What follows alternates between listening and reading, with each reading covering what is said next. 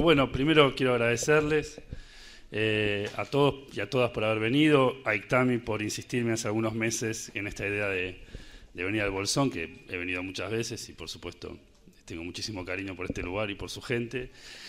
Hace 10 años que soy activista, empecé sin quererlo con la revista THC y bueno, seguimos y quiero decir antes de pasar a los PowerPoint y a explicar algunas cosas que hasta hace no pocos años nuestra actividad normal era madres y padres que nos perseguían porque tenían a los chicos presos.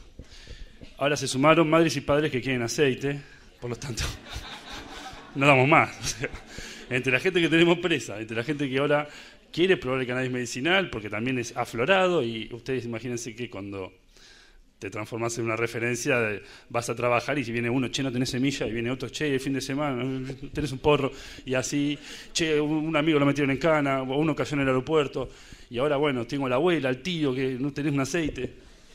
Y ya uno tiene que sumarse y aprender, digamos. Para nosotros como activistas también esto es algo bastante nuevo. Habíamos sacado en su momento con la THC un primer número de marihuana medicinal que estoy seguro que si Ictami lo tiene lo destroza, porque no era muy serio, era lo que teníamos. Me miran con esa cara, sé que sí. Y fíjense si alguno compra la revista, la colecciona, que de los últimos 20 números, la mitad deben ser medicinales, o tal vez más.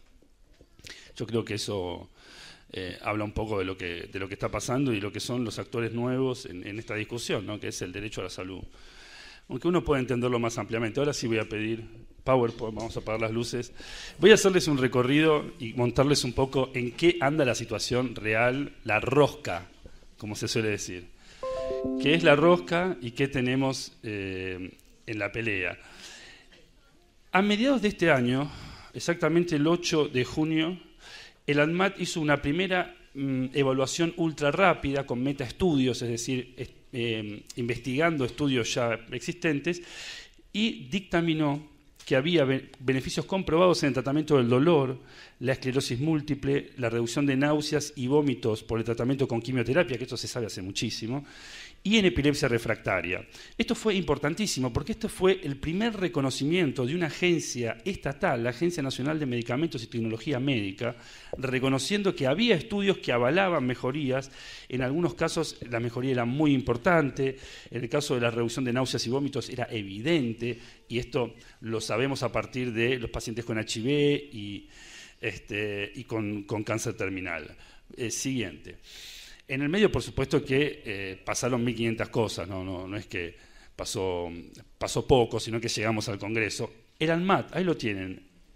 4 meses después dice, por la gran cantidad de consultas y solicitudes de importación, se limita el ingreso de aceite solo para epilepsia por ser la única dolencia para la cual hay, comillas, utilidad terapéutica real. Borrar con el codo lo que se escribió con la mano. 4 meses antes eran más. Era esclerosis múltiple, era dolor crónico, era náuseas y vómitos en quimioterapia, pero ahora es solamente esto, ¿no? La única terapéutica real. Esto fue gravísimo y tiene que ver también con la dependencia al sistema actual. La del sistema actual es importación de CBD, que el CBD no es una molécula prohibida, el THC sí. Entonces, lo que se está produciendo afuera del país, específicamente en Colorado, tiene, sobre todo, CBD, y por supuesto que se puede importar porque es enteramente legal, pero funciona en un 20 o en un 30% de los casos de epilepsia refractaria. El resto, dirían por Buenos Aires, que se curtan. Y es grave, porque realmente, además se estaba dejando entrar Sativex, algo que acá no se dice, pero hay algo y es una figura, es casi una figura legal, que tiene que ver con la propia piedad que tiene que tener el Estado. El uso compasivo, es decir, había trámites mejor dicho, para los cuales, bajo la figura de uso compasivo, se había dejado entrar Sativex en 2 pacientes. Voy a pedir la siguiente placa. Esto que voy a leerles es parte de un informe que entregó la Asociación de Psiquiatría Argentina, que no lo firmó la presidencia, aunque estuvieron todos de acuerdo, porque no se animaron, así que fue un grupo de estudios. En los que ellos dicen, morir por sobredosis de marihuana es prácticamente imposible. Habría que consumir 40.000 dosis. En cambio, con un blister y medio de paracetamol, que es de venta libre, se puede producir la muerte por intoxicación. ¿Más que esto quieren? ¿Se puede pedir más prueba que esta? En el botiquín de nuestras casas tenemos cosas con las que nos podemos matar. Pero la policía es capaz de allanarnos nuestra casa por tener un par de plantas, que nunca, o muy difícilmente, o casi imposiblemente podrían matarnos, al menos de sobredosis.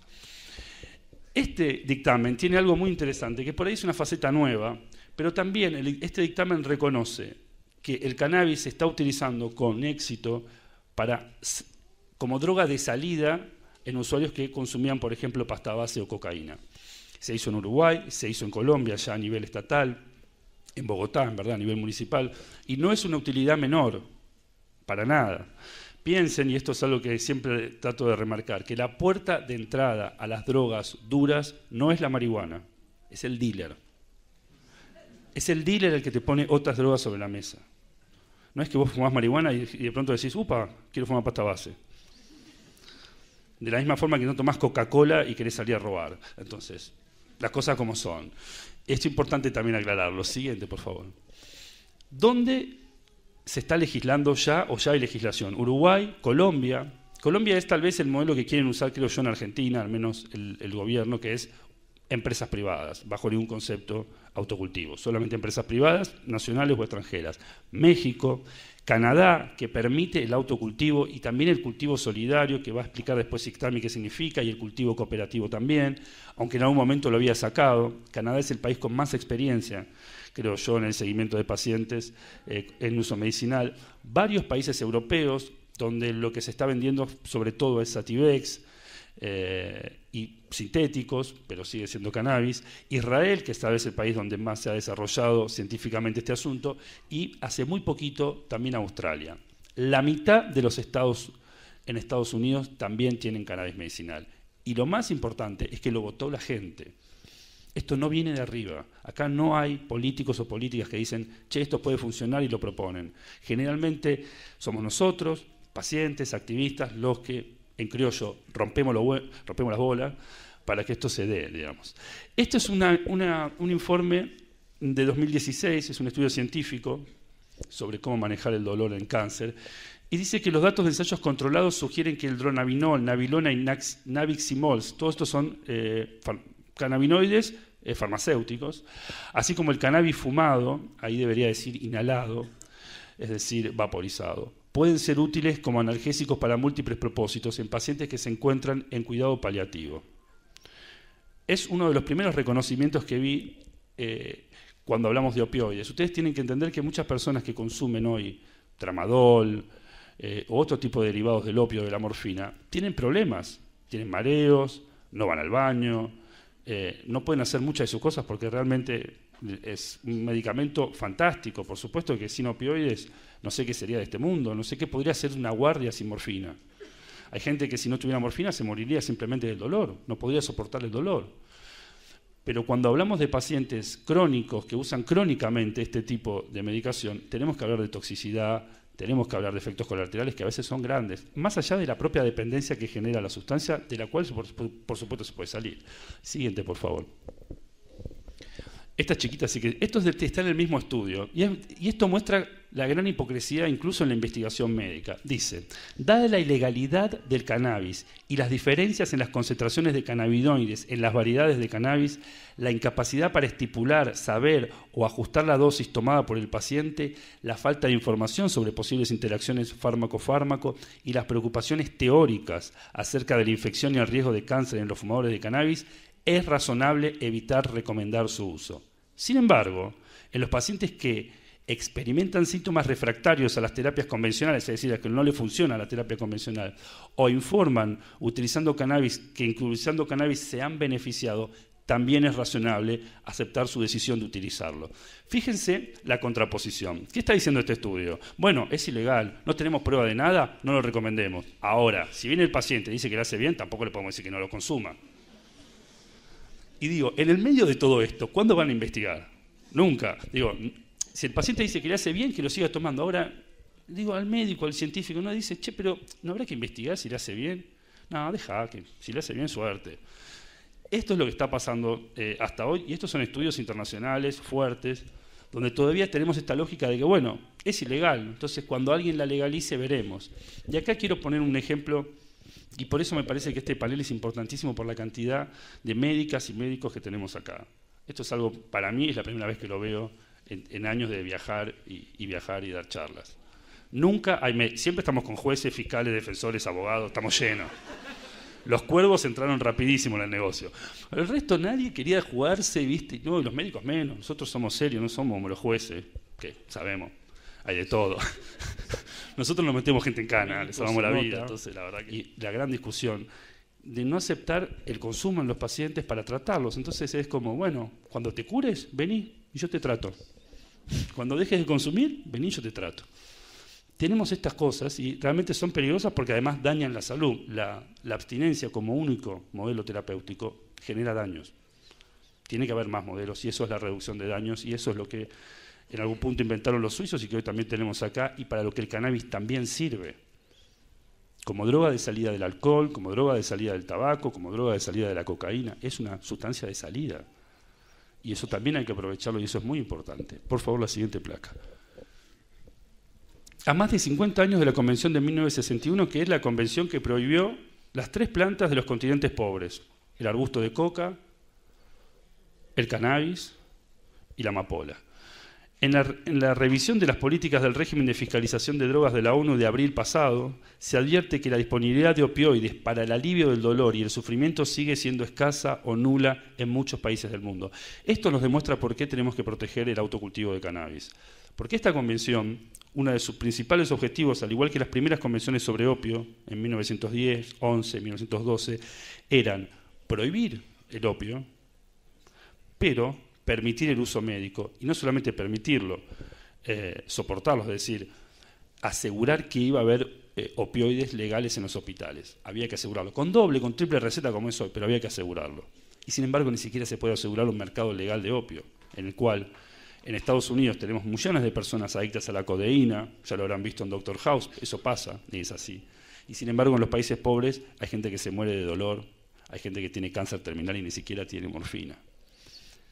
Entonces, cuando nos vengan a decir, y nos están diciendo desde el bloque mayoritario hoy en el Congreso, que bueno, vamos a hacer estudios clínicos, que bueno, les vamos a conseguir cannabis a todos, no hay que creerles, porque no, desde 1961 que no están cumpliendo siquiera con opioides, que son analgésicos mucho más fuertes, mucho más importantes, mucho más decisivos en algunos aspectos, y ni siquiera están. ¿Cómo nos van a decir hoy, a más de 50 años, que van a garantizarnos el cannabis médico desde lo industrial, desde la producción pública? No tenemos pruebas para confiar en eso y me parece que además tenemos derecho a cultivarlo. Creo que queda una placa más. Un documento del Comité Científico Asesor de la ONU-DC, que es la Oficina de las Naciones Unidas para el Drogas y Delito, o Drogas y Crimen, estima que 5 millones de enfermos de cáncer en el mundo no reciben medicación para el dolor. A esto me refería con la falta de medicación. Está medido, se sabe que no hay. Hay una cuestión más que no se está hablando mucho y es interesante, y acá tengo muchos médicos, esto da para charlarlo, los antiinflamatorios no esteroideos, diclofenac, ibuprofeno, paracetamol también. Este tipo de medicación de venta libre tiene algunos problemas cuando el uso es crónico. Primero, tienen tolerancia. Segundo, tienen riesgo cardíaco. Tercero, también generan problemas de gastrointestinales. No se habla de esto, porque hay gente que acá pasó 20 años tomando diclofenac y tal vez sabe lo que es.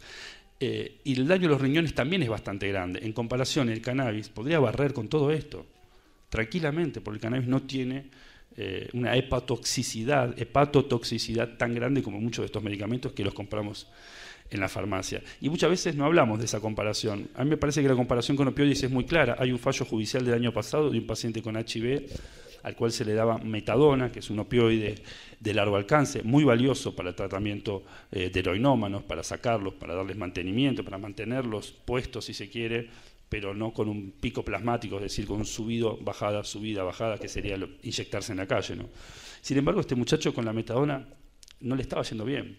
Digamos, seguía teniendo un dolor neuropático periférico, empezó a cultivar, empezó a vaporizarse, le empezó a ir mejor, exigió a su médica, y esto es importantísimo, le exigió a su médica que estuviera en la historia clínica, que él estaba consumiendo menos metadona y que además la metadona le hacía mal y que además estaba consumiendo cannabis.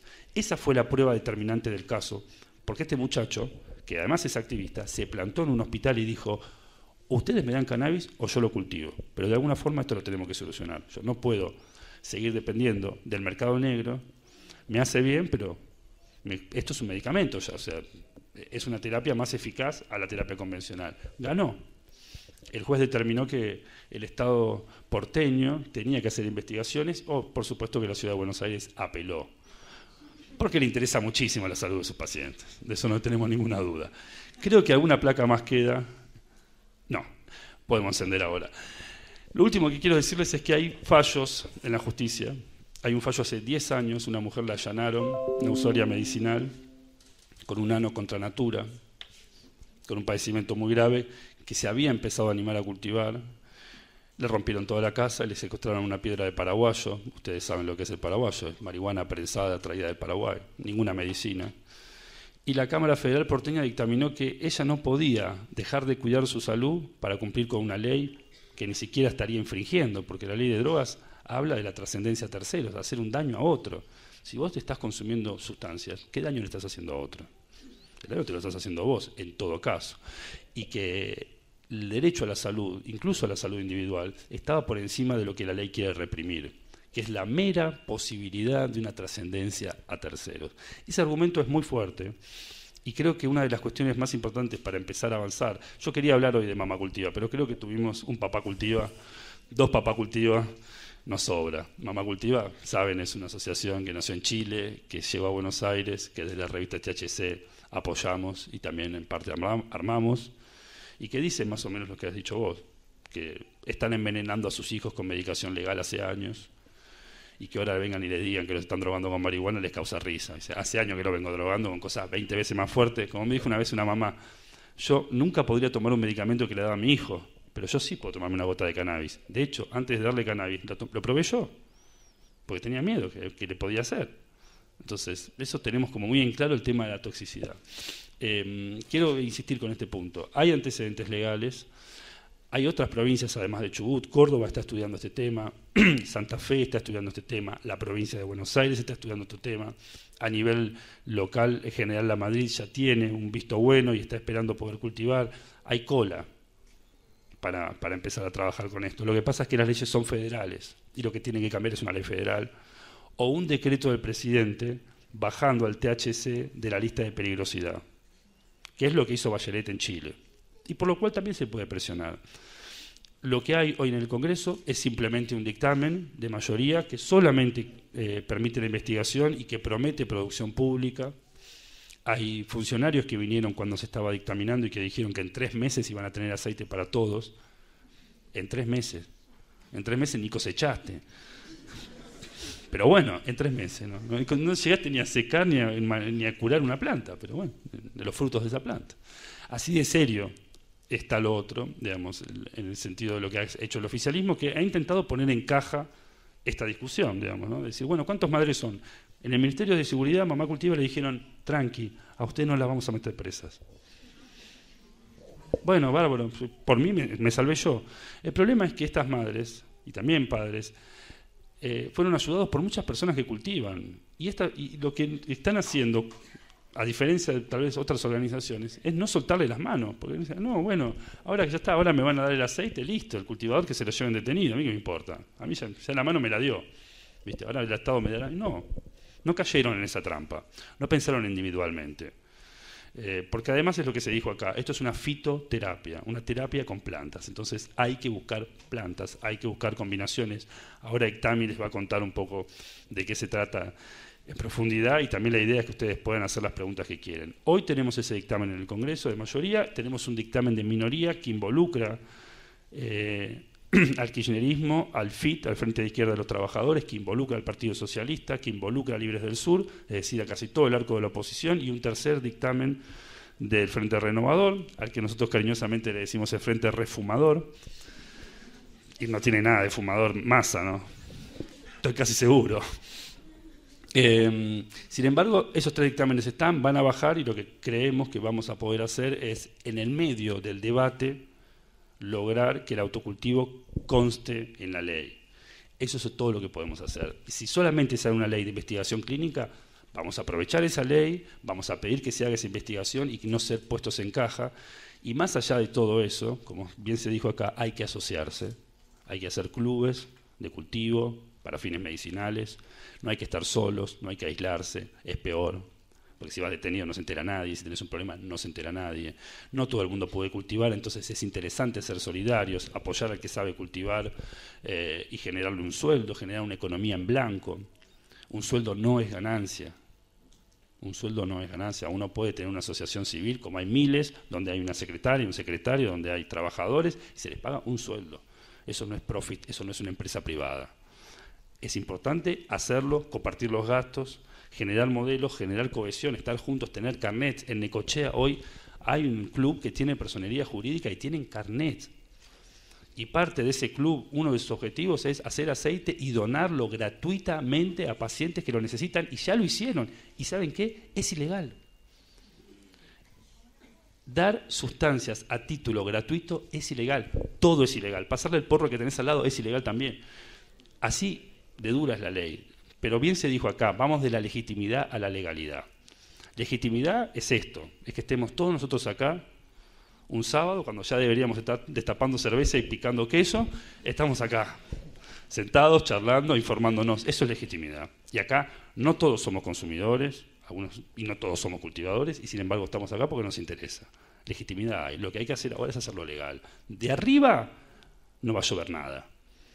Somos nosotros desde abajo los que tenemos que entender que acá hay dos cuestiones importantes. La salud y la cantidad de gente que tenemos presa y la cantidad de gente que tenemos asesinada por el mercado negro. La única forma de terminar con el mercado negro es regular el cannabis. Es que pague impuestos como se hace en Estados Unidos, como se hace en otros lugares, o en Uruguay. El resto ya lo sabemos, que es como la prohibición del alcohol. Vos prohibís el alcohol, tenés Al Capone. Automáticamente, y que además de Al Capone tenés licor de baja calidad y gente que se queda ciega por licores mal hechos. ¿Qué es lo que tenemos hoy? Gente que se muere por drogas que están rebajadas, porque no saben qué hay adentro. Entonces, eso también es una discusión que hay que dar y que no hay que olvidar. Hay mucha gente presa y esa gente es pobre. Son mujeres, yo las conozco, madres solteras, con muchos chicos, que están en prisiones federales lejos de su casa, que no pueden ni siquiera ver a sus hijos porque los hijos no los pueden ir a visitar. Y que teniendo 5 chicos en la casa, vender drogas es la única forma de mantenerse. Y la policía lo sabe, porque la policía maneja ese negocio. Porque los mismos tipos que les bajan la droga para vender, cuando hay que hacer estadística, entregan a las mujeres.